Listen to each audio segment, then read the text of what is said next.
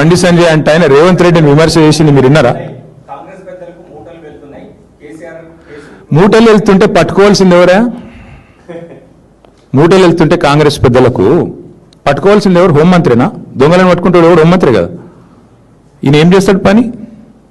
ఆయన కేంద్ర హోంమంత్రి అని గుర్తు చేయండి అప్పుడప్పుడు. ఆయనకి ఎంతసేపు కరీంనగర్లో గల్లీలో కార్పొరేటర్ తిరిగినట్టు తిరుగుడు కాదు కదా. అప్పుడప్పుడు ఆయన స్థాయికి దగ్గర పనులు చేయాలి కదా. కేంద్ర హోంమంత్రి అంటూ దొంగలను పట్టుకోవాలి. మీ ప్రధానమంత్రి ఏమో వచ్చి పెద్ద డైలాగులు కొడతాడు. తెలంగాణ ఏటీఎం అయిపోయిందని ఆయన డైలాగ్ కొడతాడు. ఏమంటాడు వచ్చి ఆర్ఆర్ ట్యాక్స్ అంటాడు. మరి మీరేం బిగుతున్నారు? మీరే వచ్చి ఒక హోంమంత్రి వచ్చేమో ఏటీఎం అయిపోయింది తెలంగాణ అంటాడు ఏఐసిసికి. నువ్వేమో మూటలు పోతున్నాయి అంటావు. మీ ప్రధానమంత్రి వచ్చి ఆర్ఆర్ ట్యాక్స్ అంటాడు. మరి ముగ్గురు కలిసి ఏం చేస్తున్నారు? మీరు దేశాన్ని నడుపుతున్నారా లేకపోతే గాడుగులు తోలుతున్నారా? ఏం చేస్తున్నారు చెప్పమను. 2.5 ఏళ్ళు అయింది.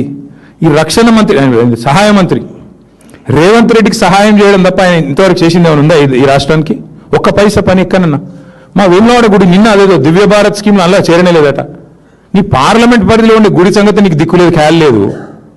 ఎంతసేపు రేవంత్కు రక్షణ కవచంలాగా గోడగా నిలబడాలి. చెప్పు, చిత్తశుద్ధి ఉంటే బండి సంజయ్ని కిషన్ రెడ్డి నేను అంటున్నా చెయ్యి. అమృత్ స్కీమ్ మీద విచారణ చెయ్యి.